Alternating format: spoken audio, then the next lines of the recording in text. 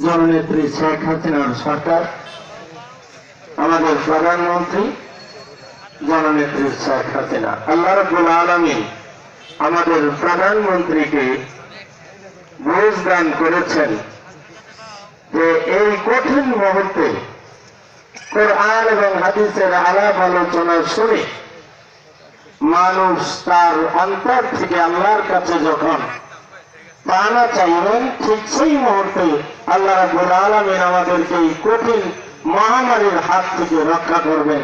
এই জন্যই আমাদের মাননীয় নেত্রী, আপনারা দেখেন যে এই ওয়াজ মাহফিলের অনুমতি দিয়েছেন। আপনারা লক্ষ্য করছেন সারা বাংলাদেশে ইংলিশ মিডিয়াম বলেন, বাংলা মিডিয়াম বলেন, স্কুল কলেজ সমস্ত কিছু আপাতত বন্ধ আছে, তাই না? কিন্তু মাননীয়